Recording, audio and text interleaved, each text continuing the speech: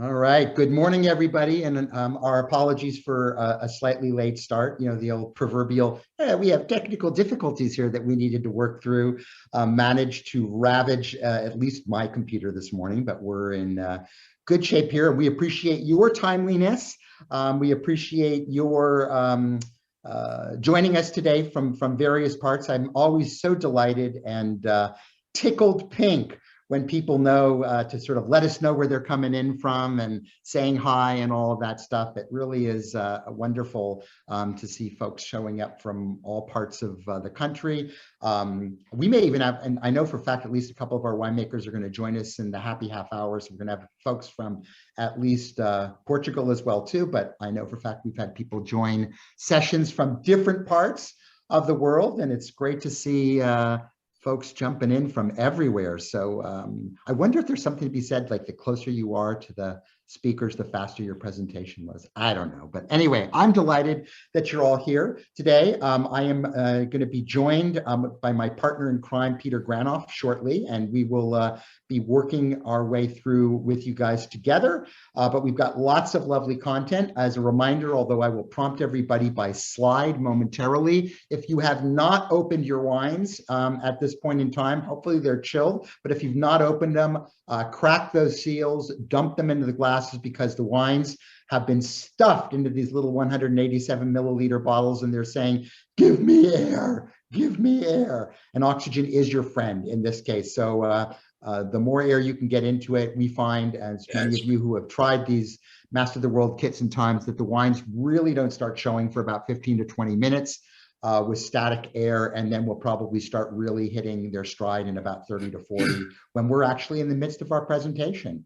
So with that said, and people joining in, I guess I'm going to say bem-vindo, bom dia, boa tarde, boa noite, for wherever you are in the world, shifting my accent from French yesterday to Portuguese today, but it gives me great pleasure, and Li Meng and all the team at Full Circle Wine Solutions to present to you today a Portuguese program centering on a specific region, that being Alentejo, although there's a little bit of Antão grown in other parts, very little, but Peter will talk to you about that later, and specifically about one grape, and that is Antão and all of its friends and relatives and blending partners, as well as obviously its ability to fly solo. So before I introduce Peter and we get going, a little bit of housekeeping. We always have housekeeping at the beginning of our sessions, and the first piece of housekeeping that I would like to reference, as the slide makes that slow turn, is that do open these wines up. This is kit 237C, so hopefully if you've got multiple kits, you got the right kit too. Be obvious if you don't. And if you do want to taste blind, and you certainly have the ability to do so, because we're only going to talk about the wines and reveal them at specific increments of this seminar today, do it, knock yourself out. If you don't want to play and you want to know what the wines are as you're tasting them, if you peel the outside sleeve and note the back labels, you'll have the identities of all the wines there. It's that little white pressure sensitive sticker that says peel to reveal, and if you pull that off, boom, you'll see the wine. As always, we will have Q&A, and in her masterful way of doing so, Li Meng will manage all of that, and we'll handle that afterwards in our Q&A period. If for whatever reason we don't get to something, we'll email it afterwards. There is a chat box, and that is always a popular and busy feature, I might add. We had well north of 100 and something chat comments yesterday, but please make sure, as you're saying hello and hi and virtually hugging and all that other good stuff, to make sure you select everyone to share the comments. If not, the only people who can see the comments are Peter and I, and while we're happy to see them, you probably want to share them with more folks. As with all BevCon sessions, there will be recordings of this session made, and it will be available, I believe, tomorrow via the bit.ly link. The bit.ly link also very cool. It allows you to download the tech sheets too, so you actually can do that. I believe you can even do that real time. Somebody mentioned yesterday that they were looking at the tech sheet simultaneously as they were tasting the wine and listening to the presentation, which is way more organized and multitasking strong than I am. And then lastly, please make sure at the end to fill out your feedback thing, because it's really crucial for our sponsors. It's crucial for us. It's really neat to to be able to share this information, gives us feedback for the future and all that other good stuff. So just a little bit more housekeeping, and then we'll move on to the fun stuff. Evan, as the slide turns, we have already a first question. Where is the survey? The survey is at the end as you exit the webinar. There you go. Thank you, Limeng, for that detail. So as the slide turns, it sounds like a soap opera, right? Doesn't it? As you know, obviously, Master of the World is a partner sister company to Full Circle Wine Solutions, allows us to do these in-time, real-time tastings with all of you. And obviously, it's sort of cart before the horse for today, if this is your first session. But if you were with us yesterday and moving forward, if you would like to get a jump start on your wines and do them blind or even not, please do so. Take advantage of the online tools at mtwwines.com. When you taste the kit, enter the kit number 237C, and then you can pick, kind of like Peloton, how big of a workout you want to do. A full workout will take you up the mountains and down the mountains and make you sweat. And that's when you're looking and making your comments about the adjectives. Quick picks is like options. You just pick country, grape, variety, all that other good stuff. And if you're just saying, Evan, I'm too tired, I don't want to deal with that, hit reveal wine profiles, and boom, all the information will come up. It gives you detailed info on the wines, the grape varieties, all that other good stuff. And for those of you who want to sort of play with the leaderboard, for those folks who are doing that, at 608L for leader will get you there, and you get a little mock-up of some of the things you'll see on the right-hand side there. So that said, I think we've got all of our stuff. I would just encourage you to taste away. I hate seminars that I go to where they talk for 45 minutes and then they taste wines at the end for 15. You should feel free to jump into all of your glasses anytime, all the time. And please note that when Peter and I want to focus on a specific wine, we'll tell you we're on that wine, and obviously you can join us. Winemakers will be, 4 out of the 6 wines will be joined by video with winemakers. 2 Peter and I will represent specifically, and then a couple of said winemakers or winery folk will join us during the happy half hour later. So let's click on to that first slide, and I'd like to sort of take a moment to read it, and then take a moment to think about it. So this is a quote that I thought is an interesting one. Probably not a surprise to many of you, but Portuguese table wines are a mystery to most non-Portuguese anyway. This is a great shame, as Portugal has many unique attributes as a wine producer, not least its dazzling range of indigenous grape varieties, many of them with their own powerful and attractive identities. Now, I think we would all agree with that, and many of us today sort of nod our head. However, if you look at the source of this quote, the source of this quote was not today. It was not yesterday. This was from Janssens back in 2006. And in many ways, as you're going to see momentarily, the Portuguese category has advanced and moved forward in all of that. But in many ways, over 15 years, we really haven't gotten that much further, because we're still teaching. We're still getting people comfortable with a lot of these indigenous varieties.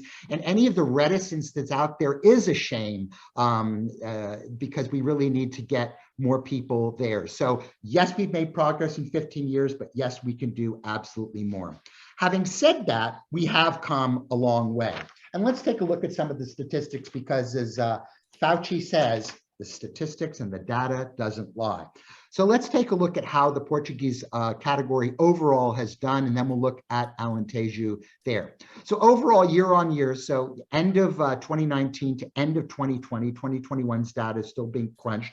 The United States remained the #2 global market for Portuguese wine, just behind the French. Now, a lot of you are probably scratching your head, but the French drink a tremendous amount of port, and they do so as an aperitif for people that don't want to drink their Pernod Ricard, anisettes, and all that other stuff. A lot of them drink port, so that drives that market. And if you subtracted that out, we would be bigger, much bigger than that.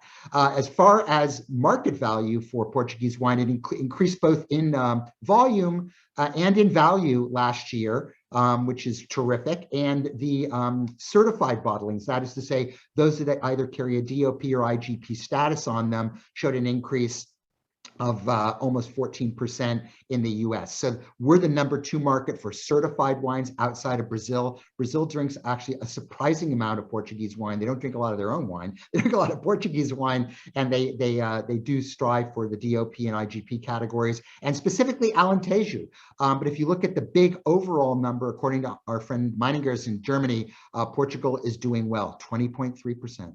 Big stuff, big stuff. So let's continue to drill down a little bit more. And people sort of say, well, why is that? You know, if we're saying that Portuguese wines are still a little bit of a mystery to everybody, there are tangential reasons to why the category continues to grow. If we move to the next slide.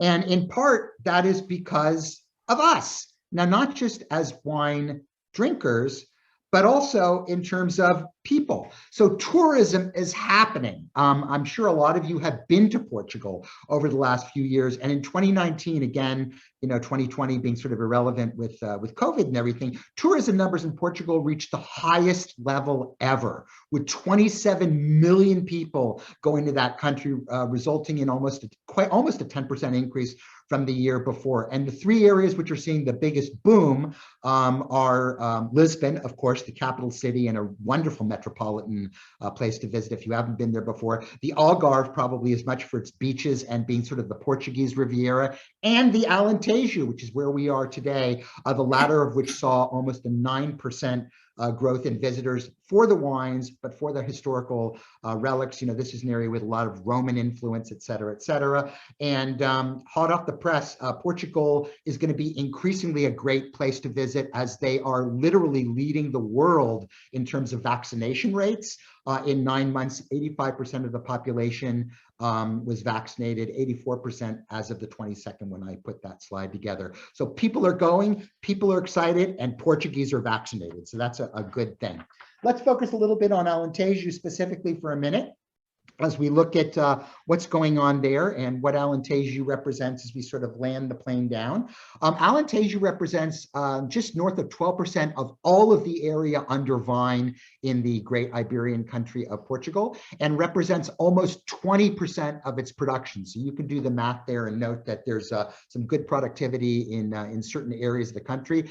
That's up 15% from 1819, which was not as strong a harvest overall, and not so much growth in the overall market share, and it represents a good solid percentage of their volume and value in exports across the category. And again, when I talk about exports here, I'm specifically talking about certified wines, as I said before, DOP or PGI wines below 2-liter packing, and excluding sparkling, but including fortified. So again, a very healthy showing in Alentejo, holding its own there in terms of growth and everything like that, both in terms of production and in terms of value of export. So let's talk about Portuguese wines and Alentejano wines within Portugal, because I think this is one of the things that people don't know, and you really wouldn't know it until you got there. I always tell people affectionately that the Alentejo are the People's Choice Award winners. They represent literally a fifth of all of the certified wine produced across the country, and they are #1 in domestic sales. So literally representing almost 40% in volume and value, which when you think about what that means that when people are going out to a wine bar, or they're going out to a restaurant, or to somebody's house, more often than not, almost 40% of the time, almost 1 out of 2, if you stretch those figures, those wines are Alentejano wines, which means that even in places that are not the Alentejo, people's first choice of wine to go to is Alentejano wines. Don't tell the people in Lisbon or the Douro that, but that is very much the case. So they're leading in volume, they're leading in value, they're leading in people loving the wines. And in part, one of the other reasons they're leading in that is because they're doing important things for people. And when I say that here, I'm specifically speaking to the sustainability efforts here, because while people wouldn't think about it necessarily, Portugal specifically, but Alentejano most specifically, as we move to the next slide, is really leading in the sustainability charge. In fact, they birthed, if you will, the sustainability program that the rest of the country, and indeed many people in Europe, are looking to for modeling in terms of their growth. So literally they have 428 members as of 2020, which was a growth, which was up from 396 just the year before. 414 growers up from 375, 69 wineries up from 64, with 42% of the vineyards being certified sustainable. And we're talking not only vineyards and vineyard practices, but human resource and a number of those other things being up there. This model, which is Wines of Alentejo's sustainability program, with the interesting acronym of WASP, is a very important program, not only within Alentejo, but within Portugal, within Europe, and is considered a model globally. So let's situate ourselves now and take a look at one of three successive maps here. This first map is to try and give you a sense of where Portugal sits vis-a-vis the rest of Europe, but more specifically in Portugal, within Portugal. So you can see the purple outlined area is Alentejo. Now, if you look literally up there, towards the border and down to the south there in the Algarve there, what you'll notice is it's a pretty big piece. The Alentejo that we've got there bracketed by the two lines just to the right of the town of Évora is really where most wine is, most quality wine is, skirting Beja and Vidigueira down there in the south, just below in the VR area, but nevertheless, Vidigueira is a recognized area. But it really goes to show you that, when we talk about wine, we'll be focusing in on a single area. Having said that, this purple area within Portugal covers a third, yes, 1/3 of the entire country landmass, yet is home to only about 1/10 of the population. So you can drive very long stretches when people see, nothing, nothing, nothing township, nothing, nothing, nothing vineyard, simply because the area itself is so big.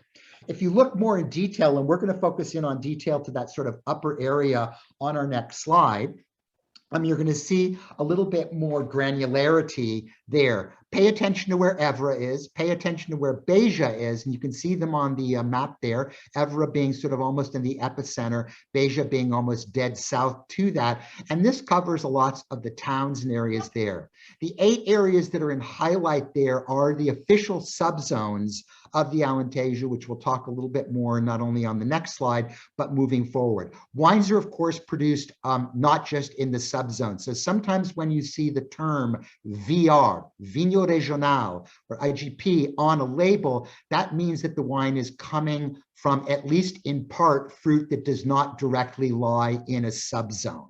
Right, so if you can blend the subzones together, you can still call it, a DOP wine. If you have fruit that exits a subzone, even if just next door, particularly in towns around Évora, places like Évora and stuff like that, you'll note that it can carry a VR. A little bit confusing, but actually not. What I'd like to visit here before we move to the next slide is you'll notice in the upper left hand there a town called Santarém. Those of you who've been to Portugal before know that Santarém actually sits in the Tejo, not the Alentejo, and Alentejo actually means behind the Tejo. So you could see the Tagus River there, sort of aligning just outside of Lisbon. Everything behind Santarém and down, moving eastward, is the Alentejo. Anything around Santarém and pushing the other way westward would be the Tejo proper. So what I'd like to do here is look at one more slide, and then I'm going to turn it over to Peter, because this slide I think will be helpful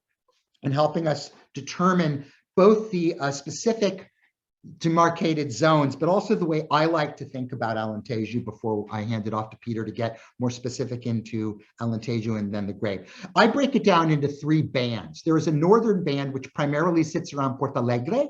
There is the central band, which covers most everything, most notably Borba, Redondo, and Évora, which together represent collectively the lion's share of wine made there, and Reguengos. I'm sorry for not saying that. I call that the sweet spot. Those are where the most classically of Portuguese wines come from. And then there's the south, which is actually interesting because it's warmer, yes, but it's deceptive. Because if you remember on our first slide earlier, that VR band actually moves westward and hits the ocean. There is actually an Alentejo Costa or Costa Alentejo, and there are alleys by which cool air gets pulled in to the Alentejo there and affects the southern part. So because of the maritime influence, as well as some slightly higher altitudes in southern Alentejo, you can have areas that are actually cooler than the central and the north, which allows them to do so well, as we're going to find out momentarily, with a white grape such as Antão Weiss. So think about that a little bit as we talk about the areas.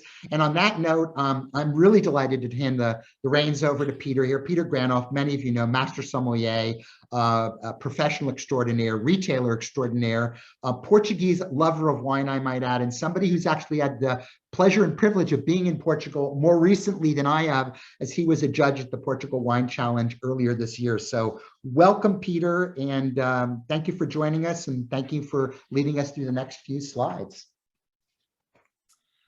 Thank you. Am I live?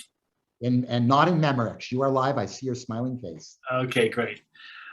So a couple quick comments about what Evan presented so far. I think that one of the interesting things about looking at a region like the Alentejo and a specific variety is the challenge of placing it in a larger context, the context of Portuguese wine production, and also of the larger world of wine, the EU, and certainly the context of history. And one of the fascinating things to me about countries like Portugal is, you have a country with centuries of wine growing tradition, and yet one that is in many respects reinventing itself in front of our eyes. And we've seen this in Italy, and in fact, most of the old world, what we would consider the old world wine producing countries of Europe. And that is both exciting and a challenge, because there's lots of new information to get your head around and to grasp, especially in terms of labeling regulations, et cetera, et cetera. A couple other quick comments. Evan made a note of the rise in tourism, and we see that in particular in the retail context, where consumers have visited Portugal and they've had a great experience, and they come back and they want to find the wines that they've enjoyed overseas, and that absolutely has an impact on what we put on the shelves and what we try to find ourselves for our wine club slots, et cetera. The sustainability program is also very interesting in a larger context. It's what we would refer to as a triple bottom line. If you go and look at the details on that program, it's not just, we're not talking just about organic production or viticulture, that kind of certification. We're talking about sustainability in terms of the producer relationship to the community, care for employees, et cetera, et cetera. So it's a more comprehensive program. My only frustration with programs like that is I wish they were made national instead of regional. And you see this all over the world, where individual denominations or appellations are developing these programs, and sometimes there's a lack of harmony with larger national goals in other regions in the country. So that's just a personal aside. There were lots of comments about language and the impediment to the growth of Portuguese wine. And I want to push back a little bit on that, only in the sense that that's true of all foreign language designated wines. I mean, we see that, French is of course more familiar. Spanish and Italian are, in terms of pronunciation, are more pronounced as they're written. And so it's, I think, easier for Americans who are not, who don't have foreign language experience to grasp. But if foreign language is an impediment, I mean, just be grateful we're not in Hungary right now, or Slovenia, or any number of other places where there's really interesting wine being made, where the language is even more challenging than Portuguese. So while I think it is an impediment, it's certainly not a unique impediment to Portugal. Okay, nationally, of course, Evan made some reference to this. But Portugal skews heavily to red, at least 50%.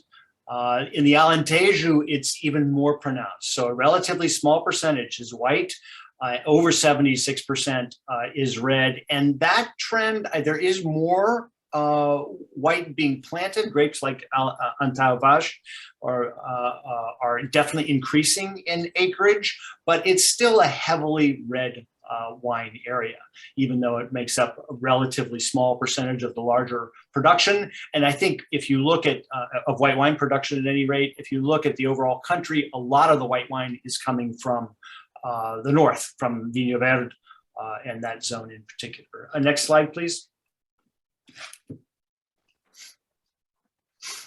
The concentration of native varieties, to me, this is one of the most interesting aspects of Portugal. This slide just gives you a sense of the density of indigenous grape varieties relative to the land mass of the countries in question. Of course, we think of Italy when we think of indigenous varieties, and your head starts to explode when you're closing in on 1,000.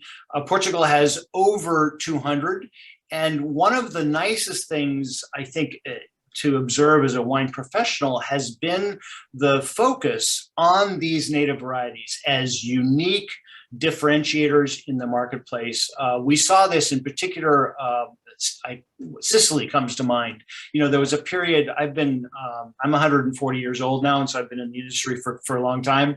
And there was a period where in Sicily, importers were bringing us Syrah and Cabernet and Chardonnay. And I think a lot of buyers here in the United States said, well, wait a minute. Sicily has amazing native varieties. Why aren't you bringing us those? And Sicily did a significant about-face in the space of just a few years.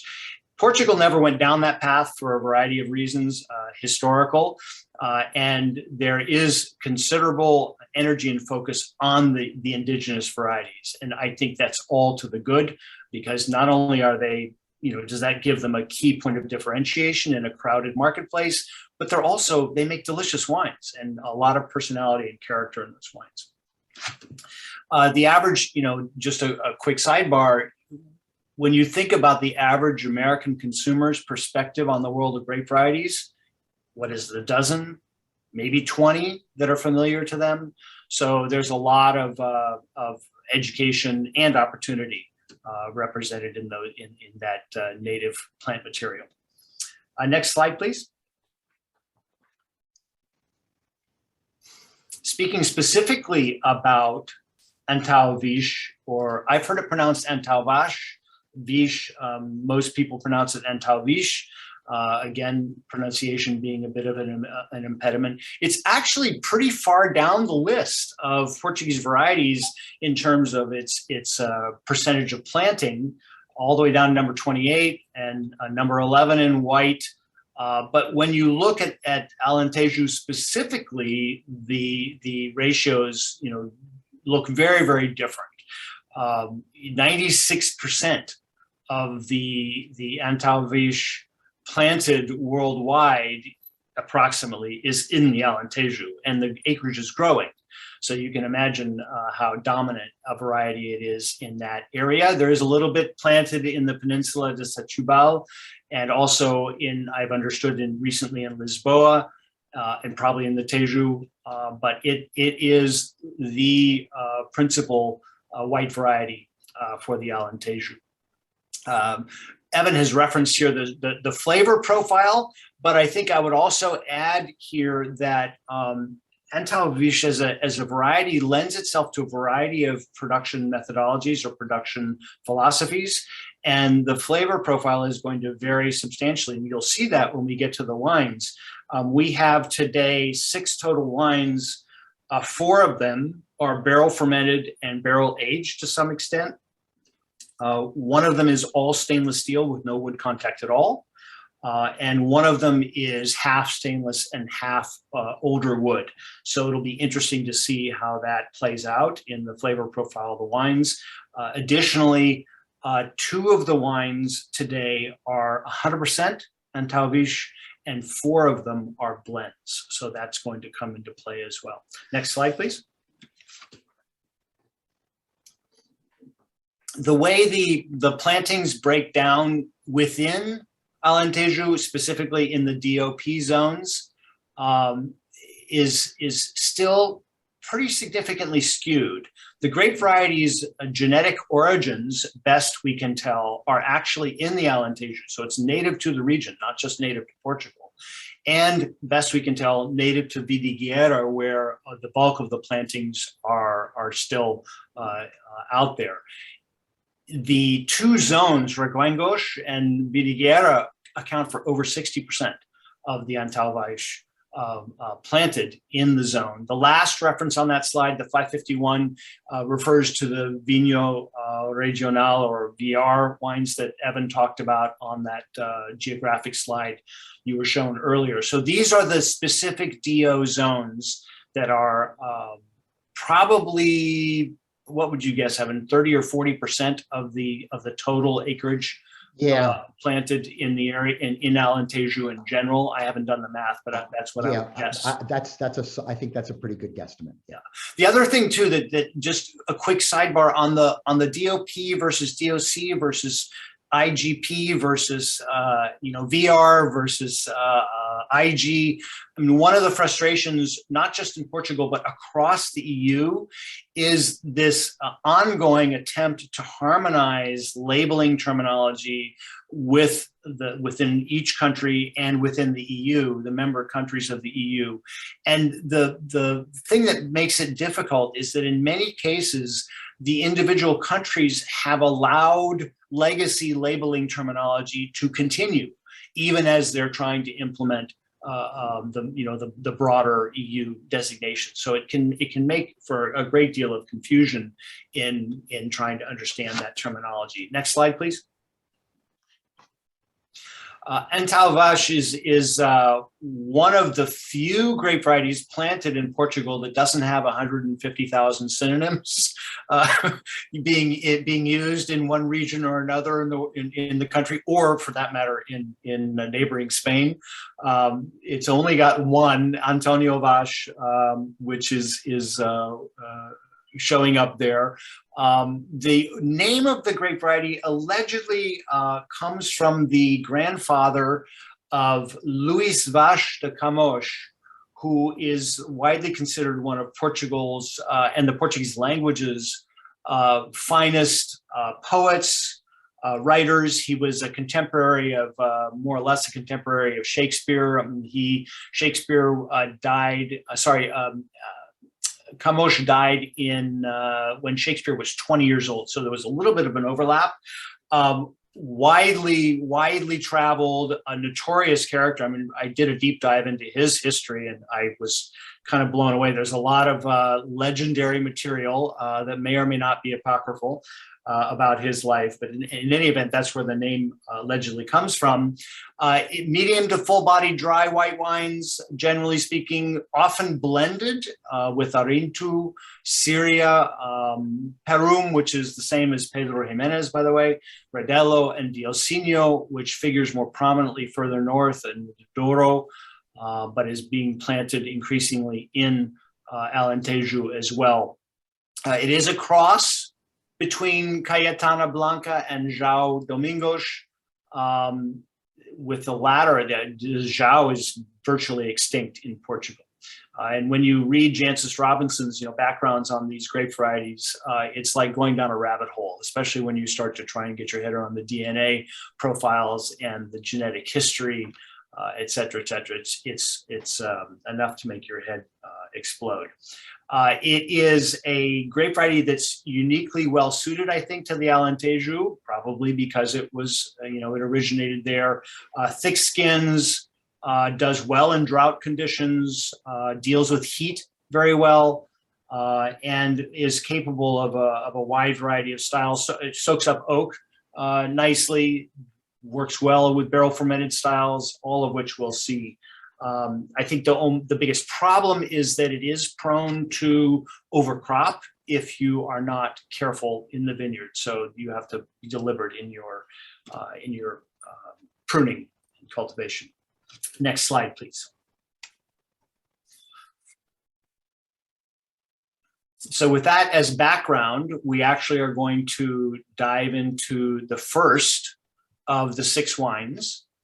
And this is the Herdade do Rosim Olho de Mocho. This is a single vineyard wine, branco being the term that's used in Portugal for white wine, and reserva, when you see reserva on a label in Portugal, it generally refers to a 0.5% higher alcohol level than the minimum that is required by the DO regulations, the DOP regulations. So this wine's 100% Antão, one of the two that is 100%, organically farmed. Vidigueira, which Evan talked about briefly earlier, but it's Vidigueira as a subzone or a DO in the Alentejo, a little bit higher elevation, more rolling hills where much of the Alentejo is flat. And then you do get these marine incursions of air coming from the Atlantic. Portugal is not wide as a country. In fact, I think it's no more than 150 miles wide at any point, something of that sort. So getting marine influence is not a stretch, as you might imagine. And the commonality with areas of California, where our best Pinot Noir comes from areas across the state where you have breaks in the Coast Range, etc. So the importance of marine incursion is not to be overlooked. Very traditional Burgundian technique here: 12 hours cold soak, cool ferment, new French oak, daily batonnage, etc. Tasting the wine, I'll give you my comments, and then Evan, I'm sure, will have his as well. There's a baked apple component to it. It has, Evan referenced earlier in the tasting descriptors, macadamia and cashew. Those to me are more raw in their character than toasted, but this wine has a distinctly nutty quality. It is also the only 2018, so it's the oldest wine, and there's a slightly oxidative note, which I think is deliberate in the production, and probably becomes more pronounced with age as well. It is between the towns of Vidigueira and Cuba, and that's not Cuba off the Florida coast, for those of you who are geography challenged. And I think we have a video from Pedro to play. Yes? Yeah, it's coming up. Okay, coming right up. Hi, So my name is Pedro Ribeiro. I'm the winemaker for Racine Wines. Racine Estate is in the Alentejo, south of Portugal, and we are in a sub-region, a small DOC called Vidigueira. If you ask the old people from the Alentejo, everybody's going to say white wines are from Vidigueira. Exactly because here we have a lot of freshness, a lot of minerality in our wines. There's two theories about this. The main theory is about the soils. We have a lot of granite in the soils of this region, and another theory says that the winds from the Atlantic, they cross all the Alentejo. Alentejo is very flat, and they stop here, which is a different kind of Alentejo. It's more hilly, and these winds from the Alentejo, they bring the cooler temperatures and the higher humidity levels, especially during harvest season. This region is a very unique region, totally different from the rest of the south of Portugal. You can say it's a cool climate region inside a warm region. The most important white grape for this white wine region is Antão, and this wine, Olho de Mocho, is a single vineyard, so a wine made only from one vineyard, a very old vineyard. It's above 65 years old. And the main white grape on this vineyard is Antão. Antão is a very versatile grape. It's like our Chardonnay. We can have a fresher style, or we can have a more reserved style like this one. This one is barrel fermented, and it's one of our most dear wines. Racine Estate is an estate in the Vidigueira region. Everything is organic. We have 150 hectares, 70 hectares of vineyards, 50% already organic certified, the other 50% under certification. In the cellar, we consider ourselves as minimal intervention. So we try to add the less we can to the wines and take out the less we can from the wines. We are very well known also from the amphora wines, and of course you are all invited to come and visit us. Cheers. A couple quick comments. One was that I was entertained watching this video earlier that the winds that he talks about, influencing the climate, clearly had their say in the video as well. The microphone was doing battle with that wind that cuts across the region. The wine itself, I think, is, if you're not familiar with Antão Vaz, it's a really good introduction to the textural elements of Antão. It's got that mid-palate richness that is very similar to Chardonnay. And in some respects, when you think about how Antão Vaz lends itself to these different production methodologies, in some ways, it's reminiscent of Chardonnay in the New World. The other grape variety in Portugal that I think falls into that camp is Encruzado, which from the Dow, which also tends to work very well in a very barrel fermented, barrel aged format. But this particular Antão, it's the first one of the flight. It's the one that shows the most age.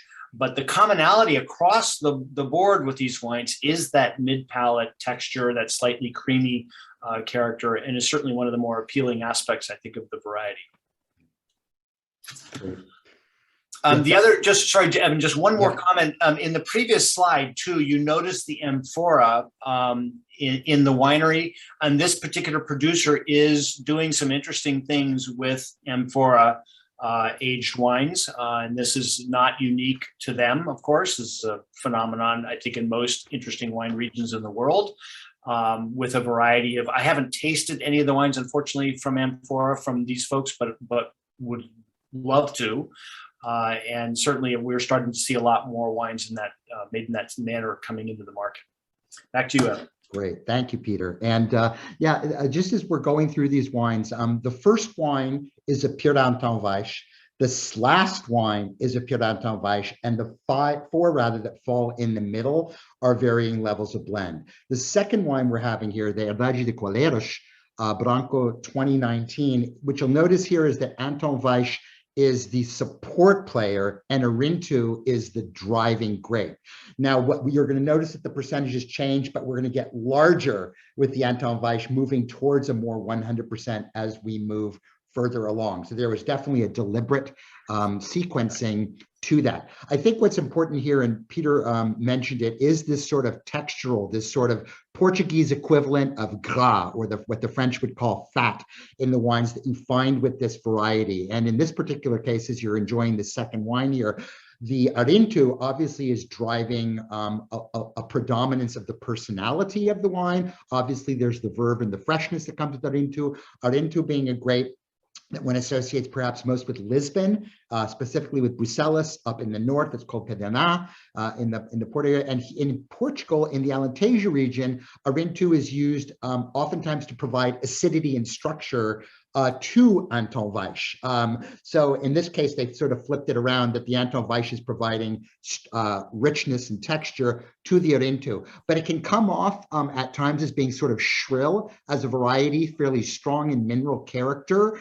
It can pick up a little bit of, in time, over time, if you've had an aged Arinto, it gets almost Riesling-like. It picks up a little bit of TDN over time and all of that. But here, the Antão Vaz is adding some texture to it. That is the thread that you're going to find there. And what's particularly interesting, as Peter was pointing out, with respect to a grape that performs well in drought conditions as climate change becomes part of our inherent vocabulary moving forward in life, is this is a grape that is particularly well suited for warm climates and does well in warm climates. And it's interesting to me that with all these other Iberian grapes that have found themselves planted in other parts of the world, be it Alvarinho or whatever, you haven't seen Antão Vaz yet. And I think that this is going to happen in due time. There very well may be people playing around with it that we're not aware of at this point in time. But given climate change, I think you will be seeing more of this moving forward. My God, you can already find Alvarinho and Touriga Nacional accepted in Bordeaux. Why can't Antão Vaish be accepted in other parts of the world? So not a lot to add as far as the texture, the stuff here. Luis Patrão is going to join us in a moment on video. We'll give you a little bit more about the winery, but suffice it to say just shortly, this is a wine that has spent a combination of time in larger oak with some enox. Yes, there is some lees stirring on here, which I think picks up on a little bit of, people pointed out, kind of maybe a semi-reductive element of it. Arinto gets that way in time, but it can be clearly amplified by lee stirring and some batonnage as well too. Property goes back to 1467, so it makes it pretty new. And it was required most recently by a couple in 2015, and Luis Patrão is a very well respected winemaker, joined soon thereafter. First releases were in 1991. He's going to say on the video 94, but you know, he's new. What can I say? And what's really interesting about this property is that although the property itself is fairly large, it's almost 2,000 acres in size. Only 124 of those acres are planted in vines, about 100 in walnuts, and the rest is in oak trees, sobreros, and some pasture land where they raise a lot of sheep and things like that too. So with that note, let's take a picture and we'll take a quick little video tour with Luis Patrão, and then we'll move to our third wine. So he's talking in the cellar, by the way, when you see it, so it's going to get a little bit echoey. I'm the winemaker of Coelheiros. It's a very old state. Has existed since 1467, and it's one of the oldest wine states in Alentejo wine region. We are producing wines since 1994, and our wines are recognized as one of the most emblematic from Alentejo wine region. So Alentejo is a big region. It represents about 1/3 of the Portuguese territory. And we are based on the north part of this region. So our soils are mostly granitic, the landscape is quite flat, and about 600 hectares of the state are cork forest. We have only 50 hectares with vineyards. The most important grape varieties that we have here are the native Portuguese grapes, as Alentejo, Touriga Nacional, Touriga Franca, and Arinto or Antão Vaish. But we also have some international grape varieties like Cabernet Sauvignon, and we are recognized as one of the first states introducing those varieties. Today our viticulture is completely organic, and we are introducing some biodynamic techniques. So our wines, they stand out for their freshness. Usually they are very well balanced, and these wines they can last in bottle for a long time. So I hope you enjoy it.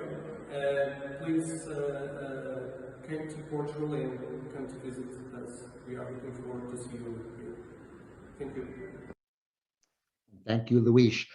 What's interesting is you were trying this wine as you were going through it. What's really coming through here to me a lot is the Arinto character. You're getting that quince, you're getting that sort of bright citric character, that actually underripe green apple sharpness to it. And then what's interesting about it is with that sort of profile of fruit, you would expect a much more austere wine in the mouth than you do that, but that addition of Antão Vaish here actually rounds out the texture and softens the perceived acidity or something like that. So it's an interesting, again, prismatic look at the role of Antão Vaish in other wines within the Alentejo. So fun stuff. And Peter, over to you for a property that I love nearly and dearly in my heart. Just a quick comment about the Arinto blend. Arinto, as you indicated, Evan, can be fairly linear on its own, and I love the way that just 15% of this Antão Vaish just rounds it out, and I think it also gives the nose, the aromatics, a more perfumed lift and a little bit more personality as well. So to me, that's a very successful blend. I would love to drink that all day long.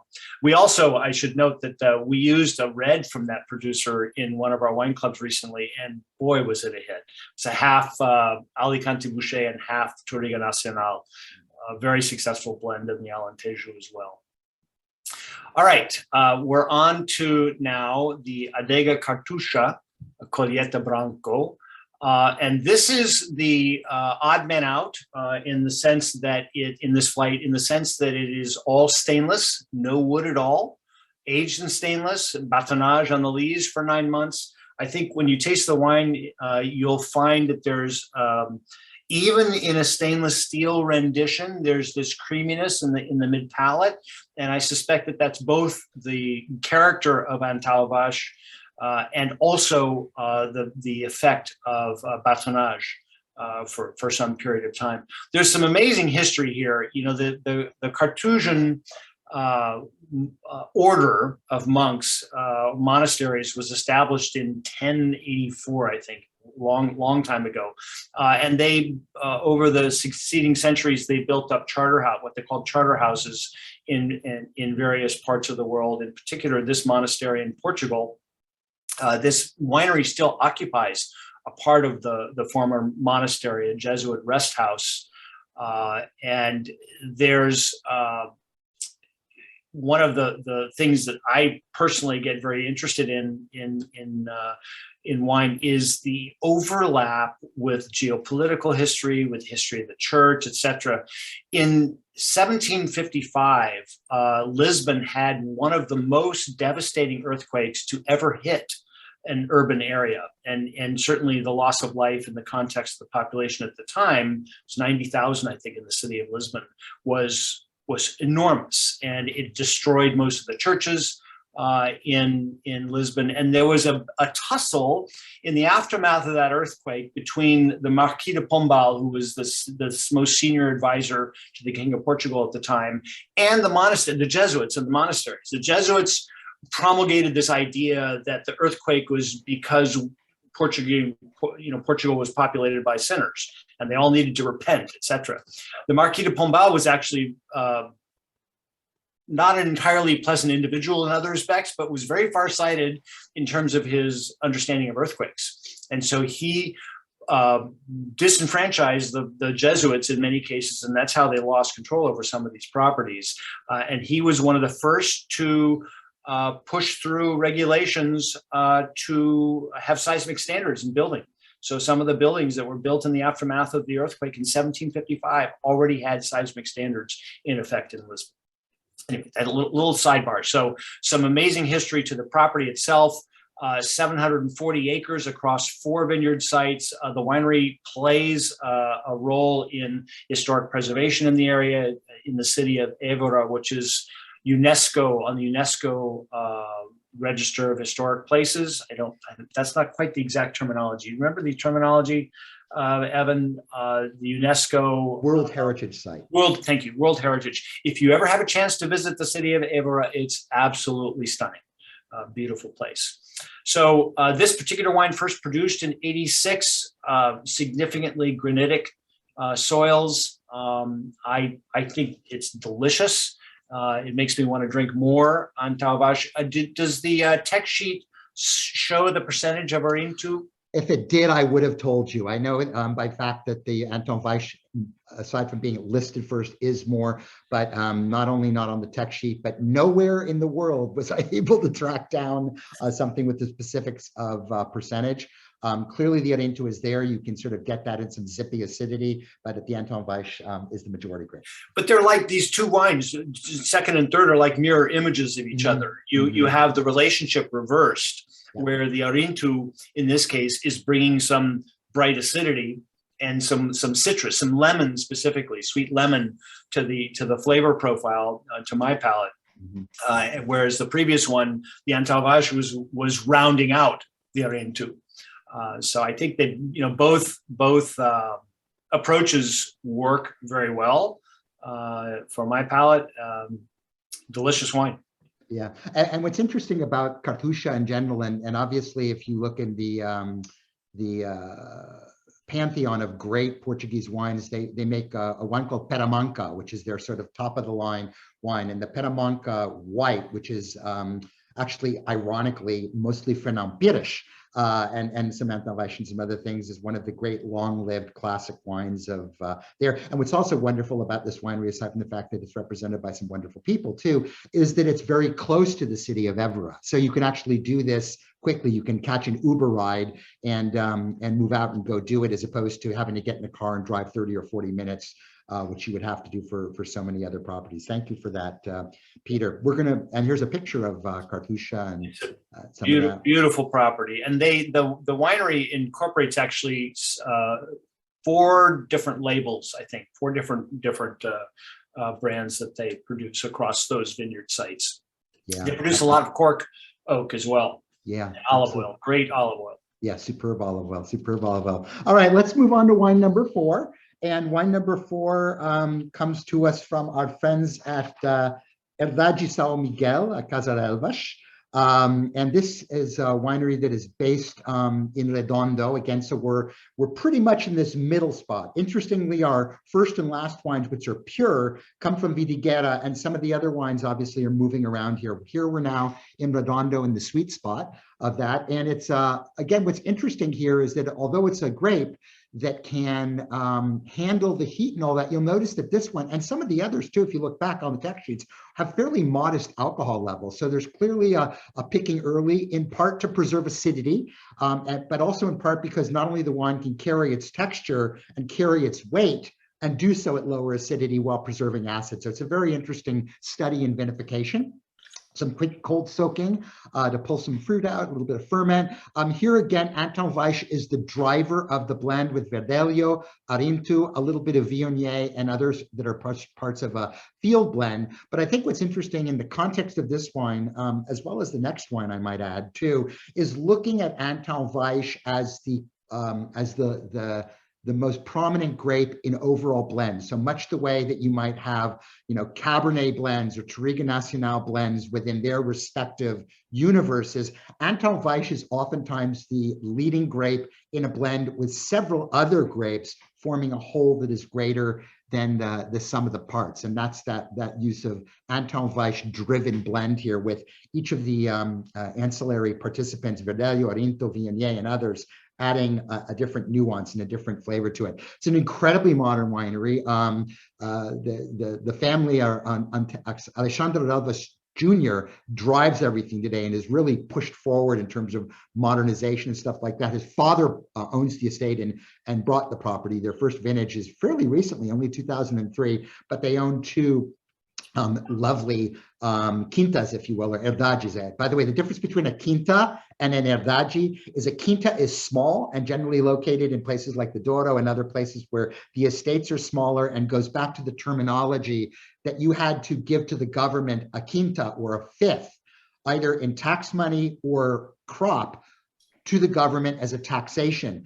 Herdade, which means heritage or refers to almost like an estate, goes to the fact that in places like the Alentejo, where there was nobody, and frankly, if you remember my comment earlier, still is nobody, it was important to get people to stead on the land, to raise cattle, to raise grain, to raise all sorts of other stuff. And the properties, are much, much larger. So these 2 herdade vineyards, the Pimenta and São Miguel, form the basis of this particular wine. Obviously, it spent some time in older oak as well, and stainless, picking up again, amplifying the sort of slightly inherently nutty characters. But again, I think you see the tropicality of the Antão Vaish pushing through, but along with sort of the shrillness of the Arinto, the Verdelho, a little bit of that tropicality enhanced by Viognier too. It's hard to know where the Viognier starts and the Antão Vaish stops, but it's a little bit there. But it's just a lovely wine, and I think a deft use of oak here, not dominant, but present nevertheless, and adding to its personality. And clearly, when you have folks like Luis Duarte consulting, which will be interesting as we move forward into our next wine, that brings something to the party. Evan, one of the things that strikes me as we go through these, and I hope the attendees are noticing, the suggested retail prices. Mm-hmm. These wines are great value. And that is still, a significant factor, I think, in the success of Portugal in the export market. So that they frequently over-deliver at the price. And that's, I don't know how long that will last, but it's certainly worth celebrating and taking advantage of now. Absolutely. And what's interesting about this photo is the two Relvas, senior in the middle and Alexandre Jr. on the right, are sort of the driving force there. And what's intriguing is you see this sort of uber modern winery on the left-hand side, yet the amphora marking the entrance to one of the vineyards there. And their actually line of amphora wines that they make are just spectacular. And amphoras are making a big comeback, not only in Alentejo, where they're really from originally, but all across Portugal. Finding them ones that are made in clay are harder because they don't really have a lot of people that do that anymore. There's a lot of porous resin-based amphora that are being introduced in other parts of Portugal, most notably up in Beirada and places like that. But this particular one's literally people go knocking on doors of houses. People obviously used to make their own wine and searching out for people that have amphoras or talhas, Talhas as they're known in the Alentejo, and bring them for their wineries. One of the most highly paid jobs in the Alentejo, in the southern part, particularly where you find this predominance of talhas, is people who can fix cracks in the clay amphoras without adding thing. But each amphora is different. Amphoras, this is my little tangential sidebar. I think of them a lot as like steel drums. No two steel drums are the same. No two amphoras are the same. So there you go. A quick comment. Somebody asked about national distribution. You probably all know this, but it's worth reiterating that when it comes to alcohol distribution, this is 50 countries in the United States. And so the more limited a production, the production of a particular wine, the less likely it's going to be in national distribution. It will, if it's in the US at all, it will typically be very fragmented, in 3 states or 6 states or whatever. But you have to have really scale to have national distribution in the United States. Yep. All right, on to wine 5. Yes, and now we're back into the barrel fermented, new French oak, batonnage, but again a blend. Regoengos as the subzone, and a blend of over 50% Antão with Verdelho and Viognier. And just, without even tasting this wine, based on what's come previously, you can imagine that this is probably going to work really well. And the winemaker, Luis Duarte, is certainly an experienced individual, has a thriving consulting business, named winemaker of the year by one of the trade publications or trade organizations in Portugal multiple times. Worked with David Baverstock at Esparao, which is certainly one of the as a producer, I sort of think of Esparao as the Mondavi of the Alentejo. I think that especially before Mondavi became a publicly traded company, very forward thinking, and that I'm sure that experience has served him very, very well. This comes from a 25-acre estate, the Monte do Carapatello, with a significant measure of limestone in the soils. And Luis and his wife, Dora, are the owners. It's a family operation. They only have 5 employees. And she was the former head of the local Concejo for Alentejo before launching this project.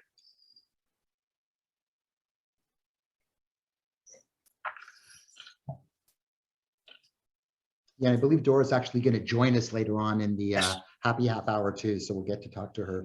Yeah, sorry, go ahead. No, I was just going to say she's a masterful individual and all that. And not only was she head of the Alentejo CPR, she was actually, I believe, one of the leaders for just wines of Portugal in general. When we started working with them many years ago, she was one of the first people that I had the pleasure of meeting, and was so open arm, embracing the American market and all of us. She's a treat. I'm glad she'll join us later, and I think we'll see her on video in a minute. And very charismatic, and both of them are very entrepreneurial as well. I think it's producers like this that have the experience and the credibility that really help a region like Alentejo move forward. Certainly Esmeralda played that role, and Luis's experience there, I'm sure, factors significantly in the success of their own label, their own project. The three sons also work with them, which makes it, it's even more of a family domain. This wine has much of the textural component of the previous that we've seen with Antão, but I'm sure that the Viognier is probably contributing to that, because it can be quite rich in the mid palate as well. Pardon me, as the oak aging and the batonnage. The Viognier, I worry sometimes in blends like this that it's going to take over the wine, but it doesn't. Yeah. It's a subtle element, and I think it's beautifully integrated into the blend. Shall we listen to Dora? Let's do it. Yeah. Hello. Thank you very much for being here today, tasting our wine. And first of all, thank you very much to Full Circle, BevCon, for organizing this meeting, Ivan and Limang and Andrea. Thank you very much for your help on this, or for setting up everything. I'm going to talk to you today about Rubrica. Rubrica is one of our best wines, the wine that we think that it portrays a little bit the company the way Luis and I want.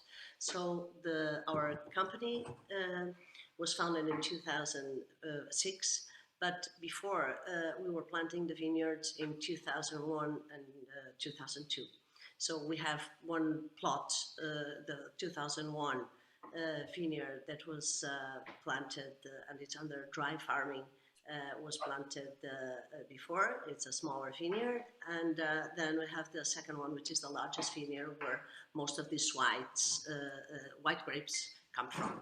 So we have planted a variety for the 12 hectares. We have 10 grape varieties, so we like to have a mix, and we like to do blends in our wines. It's part of the tradition and the knowledge, the know-how of Portuguese wines is like blending. Most of the wines are blends. And so with this one, we have the Verdelho. First of all, eno-element is the one that is in largest percentage in this wine, because we think it's giving it like, eno-element gives it like not so much like a very intense profile on the aromatics, but it's like it gives it a very good structure. And then we add the Verdelho and the Viognier, which is, I think it's a wine that with the little quantity of wood that it has some part of the wine with the eno-element went to barrel. Oak barrels, French oak barrels actually, and but it's not the wood is not it doesn't impose itself too much. It's a lighter, we like to have a lighter style with the wood. So our vineyards are located very close to the Alqueva Lake. It's the second largest artificial lake in Europe. And it's a beautiful landscape, and that's where we have the vineyard, and where we also practice sustainable agriculture. I mean, we have some olive trees, we have the vineyards, and we have also some oak trees around. And this is we try to have a very balanced organization in our vineyard. So to the business, so that you get to know us a little bit better. Luis and I, we are first generation. This is a family business, a very small team of 5 people working every day, and so we're setting up ourselves the business. And we quite enjoy it, because we can, count with the help of our 3 sons also working in the vineyards, and it has been fantastic. Luis is a great winemaker. He's responsible for the winemaking of our company. He was awarded 3 times Best Winemaker of the Year, so I guess I picked the right person. And and I've been working also in the wine business all my life abroad, and then since 2003 in Portugal. We think that we're on the right way with this Rubrica White. I hope you enjoy it. This is part, just a quick thing about the whole range of the Rubrica. This is Rubrica White, is a part of the of a range of 3 wines. This is Rubrica White, Rubrica Red, and we have just launched Rubrica Autograph, which is 100% Alicante Boucher. So this is one of the 3 brothers of the Rubrica range. I hope you enjoy it. Cheers. Yes, thank you, Dora. She will join us, as I said, a little bit later. And I owe a lot to Dora too, because I don't know if you have had the chance to go there, Peter, but one of my favorite restaurants in all of Évora is a restaurant called Fialho. And Fialho is a very traditional Portuguese restaurant serving very traditional Alentejano food. And if the first time I ever went there, Dora said, let's go there for lunch with a few other people. And I owe her that forever. So. We're going to conclude with one more wine, and then we're going to open it up for a little Q&A before we enter the happy half hour. And we're going to finish with a wine that is also 100% Antão Weiss. And we're going to go back to where we started. Hey, full circle, isn't it, right? Where we started in Vidigueira, and we're going to finish in Vidigueira. And Vidigueira, just to give you a little bit more information, because oftentimes people get Vidigueira and Beja convinced. Peter brought up Cuba earlier, which is not Cuba as we know it here in this country, but Cuba as it's known there, and a very important little town in the greater area. But Vidigueira is a namesake town, and it sits in the district of Beja.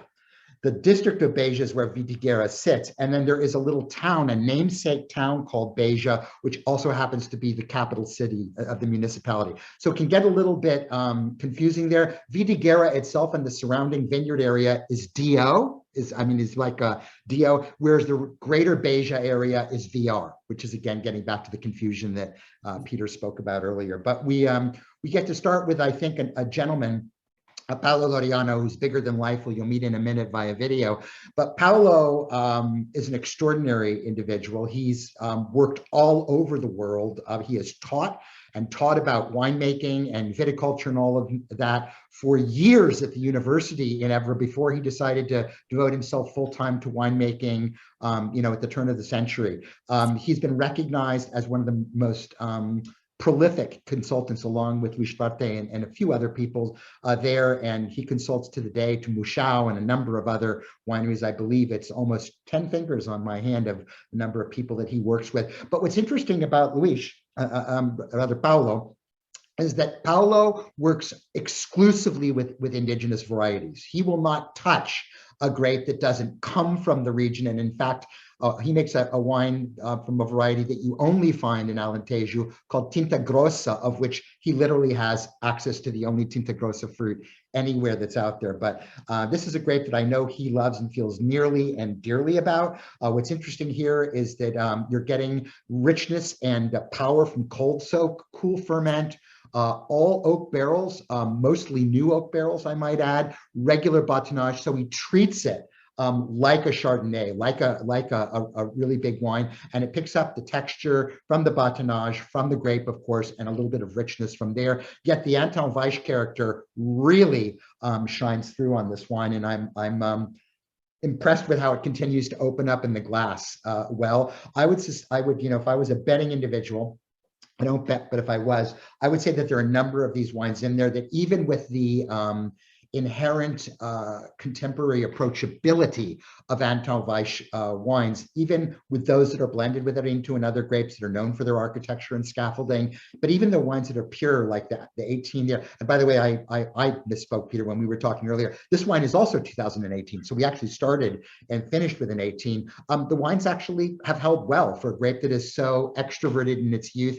It actually can hang well in structure, and I think this would be a fun wine to put away for a few years. So I was going to yeah. mention the vintage thing too. I'm glad you referenced it. But and you also referred to these wines as bookends of the tasting, and they're bookends stylistically as well, because Absolutely. both of them have this richness in the mid palate, the texture, that's being in part influenced by the oak aging, the barrel fermentation, the batonnage, but they both show that slightly nutty character that is, some would describe as oxidative in character, but it's clearly deliberate, and it's what Antão does when it's produced in this style and has had some time in the bottle.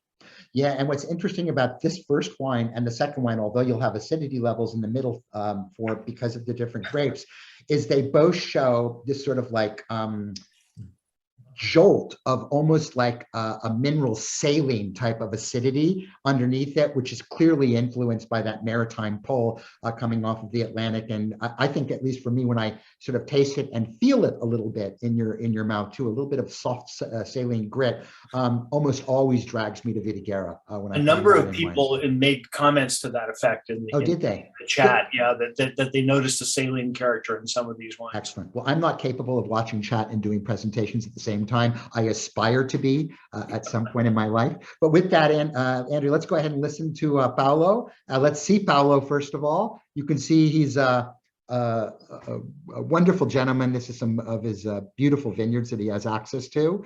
And that's very classic Paulo, if you know him, and he's got that wonderful mustache as well too. And here he comes.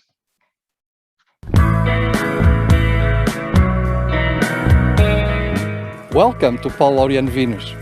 My name is Paul Laureano. I'm a winemaker and I own this estate with my family. We are in the south of Portugal, in Alentejo, one of the most important wine regions in Portugal. But we are in a very special place in Alentejo. We are in Vidigueira, a wine region with special conditions where we can produce wines with unique personalities. Portugal is a small country, but the diversity in terms of wines is huge. This large diversity is due to different kinds of climates, different kinds of soils, and it's mainly related with our own grapes, the autochthon Portuguese grapes, the reason why the Portuguese wines are so different. To produce wine, it's something very simple. In Paul Laureano Vinhos, we believe that we just need two things. We need Portuguese grapes and we need an excellent terroir. We have an excellent terroir here in Vidigueira, and one of the main reasons is the soil. Here we have a soil of schist, this black and green schist that it's so important for the character of our wines. From here we can get minerality, that means freshness. All of this is crucial to produce wines that are mature, fruity, round, but at the same time fresh.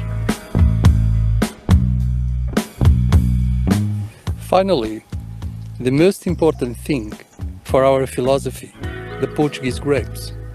We only do wines with Portuguese grapes because these grapes are quite well adapted to our climate, our soil, our conditions. But it's much more than that. These grapes are related with these people, with these traditions and with this landscape. And at the same time, these grape varieties give to our wines a unique identity. This is the philosophy that supports the production of our wines. We want all of these to be present in each of our bottles, regardless of the style or type of wine.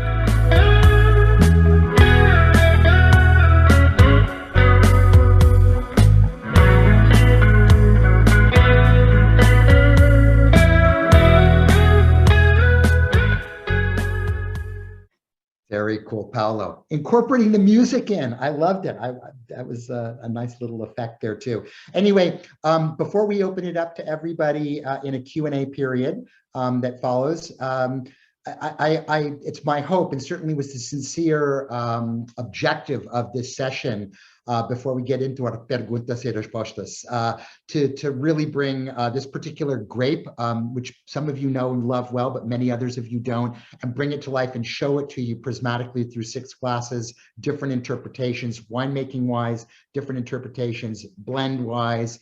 And like I said, I truly believe, I don't know whether you agree with me, Peter, but I truly believe Antão is going to be a bigger player on the stage, kind of the way, Marsanne and Roussanne have become over time as we adapt to warmer climates around the world. So Peter, I do agree with you. And I also, one of the games I play with a set of wines like this is going back after they've been in the glass for some time and not swirling the glasses, deliberately not swirling, just picking them up and gently nosing them. And one of the things that struck me while that video was running, I did that, and the noses have become much more differentiated from wine to wine.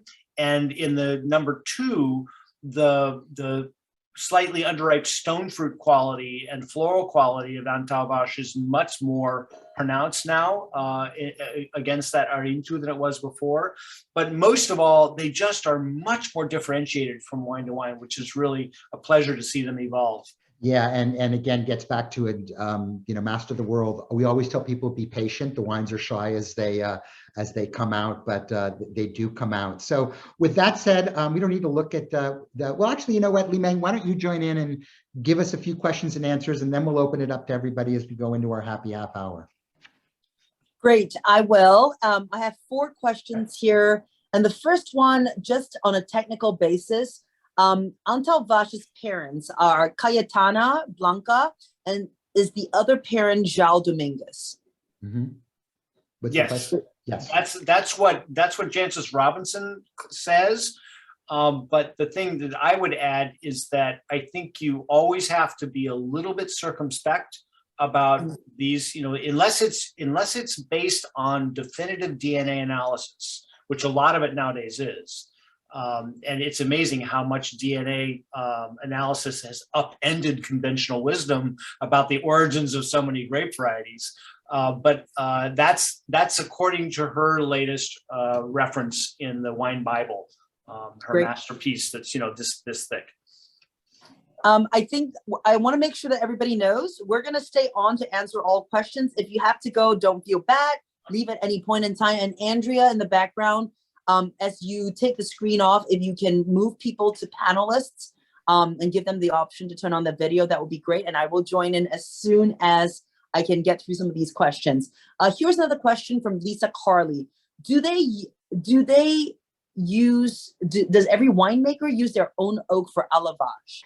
That's a very interesting question. I mean, certainly in the Alentejo more than any other area of Portugal, and until you actually, Alentejo literally abuts the border with Spain, which continues on into more cork forests and more cork areas too.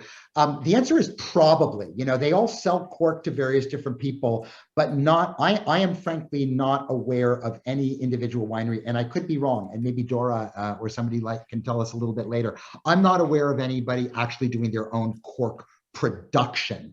Maybe they have a deal with some of the people who do make the corks to purchase their own cork bark back as corks, but I'm not aware of anybody doing it. But it would be certainly a nice marketing angle to be completely self-contained by having corks closing your wines made from the same sobrero forest that you have on your property.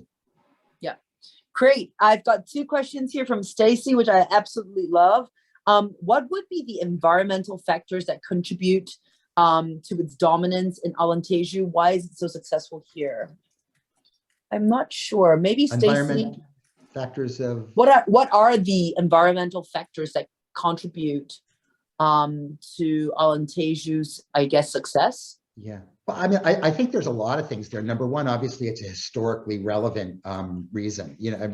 I mean, it goes back for people who are history buffs and architecture buffs. I mean, the Roman ruins of Évora and surrounding areas are worth a dedicated trip too. I alluded briefly to the food, and for me personally, and I'm not the world's greatest fan, as you know well, Li-Meng, of tweezer food and overly touched food and all that. Yep. I like comfort food, and for me, whether it's migas or the sausages, this is the home of great comfort food, as evidenced at places like Fialio and stuff like that. And then on top of it, you have these amazing wines. So there really is this sort of trifecta of things that drive it there. From an environmental standpoint, I think one of the things that perhaps people don't think about is number one, obviously this entire WASP program has really put a spotlight on Alentejo and on a lot of the environmentally and sustainably friendly practices they're doing. But people forget that cork trees absorb huge amounts of carbon dioxide. And they are actually not only carbon neutral, but carbon negative in that respect. So in that sense, as a region, simply by virtue of the sheer volume of cork plantations that they have there, this is an area that gives more, or takes more in, if you will, than it takes away from the environment, which is, I think, another wonderful tangent to what they're doing over there. Just a quick additional note on the food. There's also a lot of pork or pig produced in that area, and you will often see them grazing under the cork oaks.